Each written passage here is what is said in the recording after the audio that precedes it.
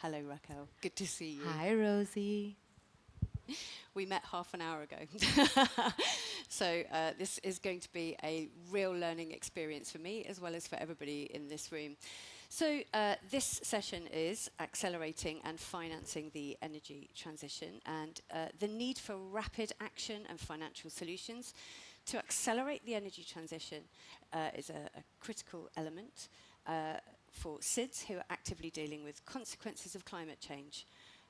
So we're going to be talking about that a little bit. So thank you very much, Racquel, who is UNFCCC Ambassador for Net Zero and Chief Executive Officer of the Caribbean Climate Smart Accelerator.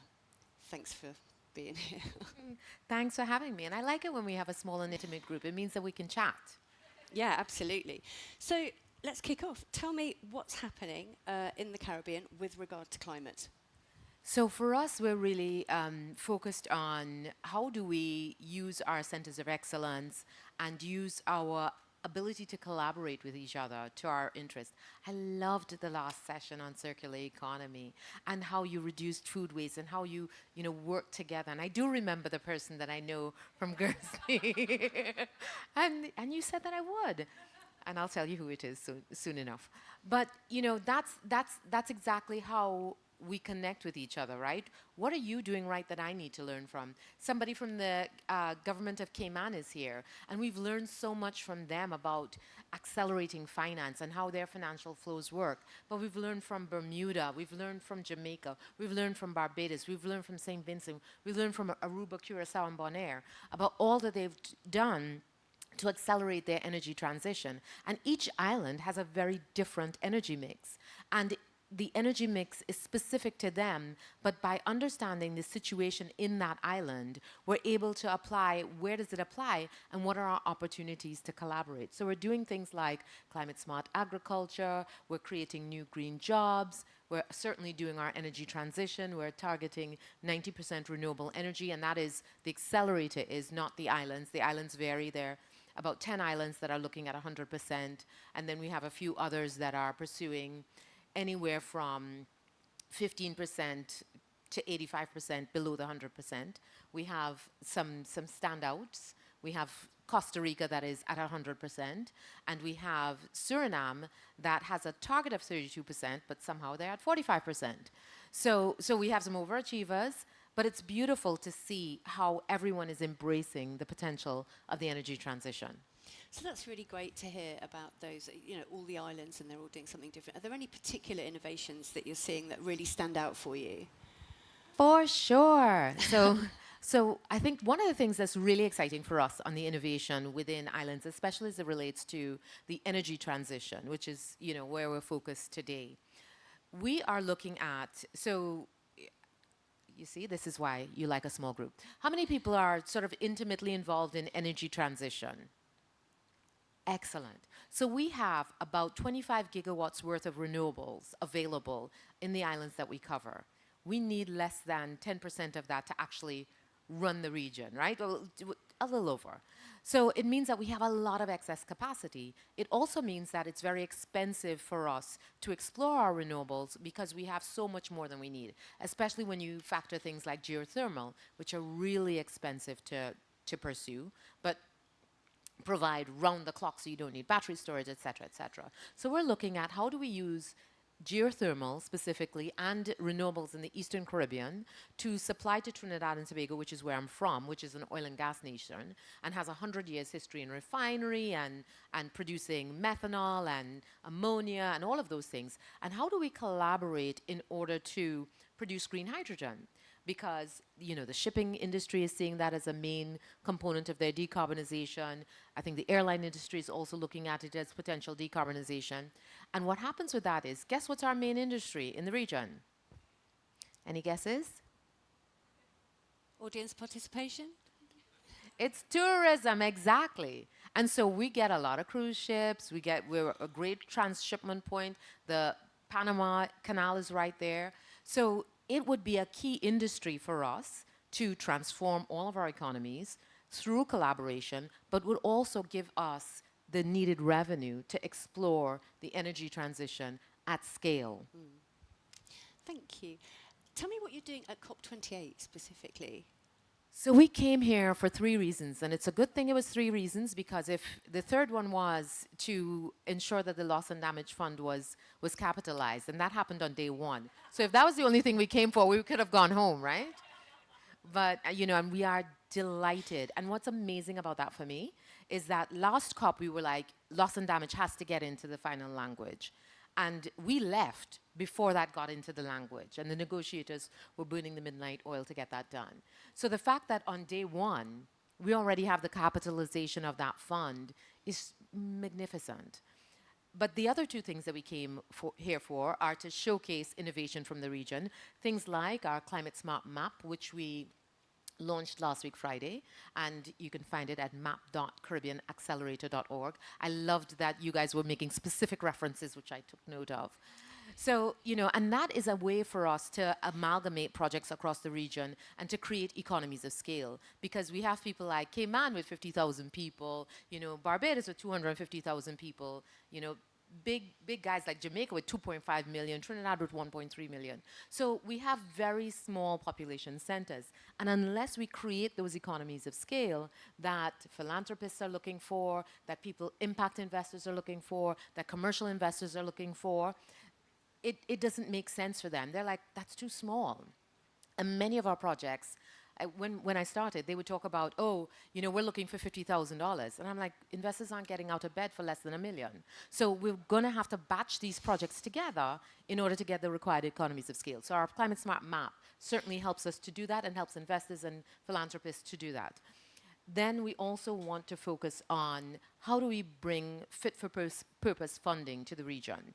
So we have long been advocates for, we talk about climate finance. Do you remember when everybody was talking about, 100 billion, 100 billion, 100 billion? But is that 100 billion grant money? Is that 100 billion loan money? Is that 100 billion equity? What is that 100 billion? And so when you talk about money in those kinds of abstract terms, it makes it very easy for people to not know whether or not you've actually met the requirement, right? Or for somebody to say, yes, I pledge 100 million, but is 100 million a debt? And you're like, well, that's not really helpful, because we're already supremely indebted. So I think for us it is about getting fit-for-purpose funding, and we have a lot of what we call shovel-worthy, but not necessarily shovel-ready projects. So we need to take them on a journey, and we need a lot more patient capital or philanthropy or low-cost capital that can help us to take them till they're ready for commercial capital. So those are the 3 things. Okay, thank you. So how critical is the energy transition from a climate mitigation standpoint?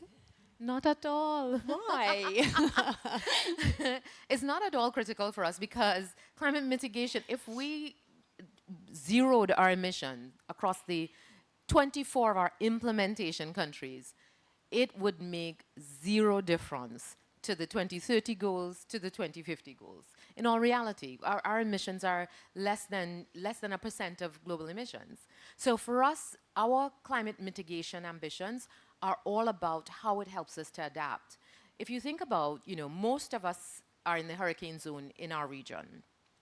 And when a hurricane hits, supply chains are damaged, infrastructure is damaged. And what you want is that you're able to continue to generate energy, because you want to get systems back online as quickly as possible. So we look at the mitigation efforts that we're pursuing from a climate adaptation lens. How do we make sure that we are self-sufficient, that we're not paying for additional infrastructure? And we work closely with the Rocky Mountain Institute, and they've developed solar under storm. So it's really resilient, renewable energy infrastructure. And those are the kinds of things that we look at. What do you need to unlock more financial solutions to accelerate the energy transition? We need far more collaboration, maybe with places like Guernsey. Wow. But we need access to philanthropy. We need new solutions. So things like circular economy. I think it's brilliant. And those are the things that we need to collaborate. We definitely need to collaborate internally. I mean, Bermuda's excellent at water security. Each home is water independent in Bermuda. Jamaica's great at opening up their renewable energy market. They have a thriving private sector-led renewable energy and a recycling opportunity as well. It's like a private sector-led initiative. Barbados is humongous on advocacy across the globe, but they're also world leaders on solar water heating. And the list goes on. So we definitely need more collaboration across islands, within our region, external to our region, and more access to different and innovative kinds of finance, as well as innovative climate adaptation solutions. Yeah, absolutely. And how do people help you?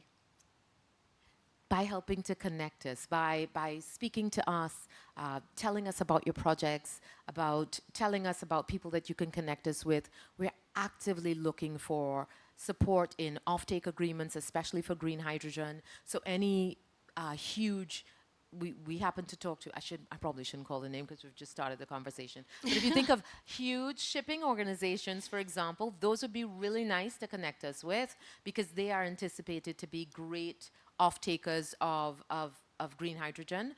Any airlines that you think are looking to go green in the short term or want to be market leaders on the green transition, any industries that are looking for green ammonia, green ethanol, any of those things would be really, really great to connect us with because we need even solutions, but we don't want solution providers that want to sell solutions and leave.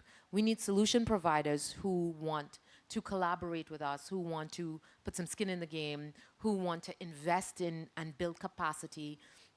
So it doesn't need to be purely philanthropic, but it definitely needs to be from an impact standpoint. How do you collaborate with us to solve the problems that we have? But also we'd love to sell some of the solutions that we have. There's a new economy being created, and we can't just be the ones who are receiving solutions. That's not how we build our economic resilience. So we have to focus on what are some of the solutions that we can export. We're seeing a lot of really exciting things around using sargassum as biomass, using it to create fertilizer. And we need markets for those as well, all of our green solutions, because that is going to help us to build our economic resilience so that when disaster strikes, which inevitably it will, that we can protect ourselves and then we can rebuild. Dominica lost the equivalent of 226% of GDP in Hurricane Maria. That's not sustainable for anybody. Nobody can sustain that. So we have to find ways of protecting ourselves and before an incident, but we also need to find ways to rebuild and to make sure that we have the capacity to rebuild after that. And certainly we're also looking at 500 million for loss and damage. 550 is great. 5 billion, better. So, you know, we see the 550 billion that's been, million that's been pledged so far as being really, really great, but that's where we start. We absolutely need to put more pressure to get more of that done. Absolutely. Now, I have no more questions for you, but we still have a minute. So is there anything else that you would like to talk about? The floor is yours. Does anybody have any questions? As you can see, I'm very chatty. Yes. All right. Lindsay, yes. You see, that's so nice when you have a small group, you can call people out by name. What do you think would be the most helpful thing to do for people with access to systems change? So, for example, policymakers or regulators. What are the most? What would you hope for in that respect? I will answer the question a little bit differently. What I'd love from you is for us to collaborate on an education series where we can help the countries that are pursuing circular economy to learn from what you've done in Guernsey specifically. And I love the idea about, you know, you took them on a journey, because I agree. If you had introduced, oh, you have to pay to dump your waste, oh my gosh, that's the fastest route to being knocked out of office, right? It has to be, well, listen, I'm going to give you some carrots, I'm going to give you some carrots, I'm going to give you some carrots. Here's the stick. The stick is coming, warning you about the stick. But you had a whole lot of carrots. And that's the journey that we have to take. So to collaborate on, let's take people on a journey. Listen, it worked in Guernsey, so now maybe it can work in Barbados, maybe it can work in St. Lucia, maybe it can work in you know, Turks and Caicos. But we have to have that conversation and that exchange of information, because the more that we learn from each other on the journey that we are all supposed to be on, especially in an island context, because so many times they're like, oh, that'll never work here. Worked in an island. Perfect. Bang on. Thank you very much indeed, Racquel. It has been an absolute joy to meet you and to talk to you as well. Thank you, and thanks for listening. Thanks, Rosie.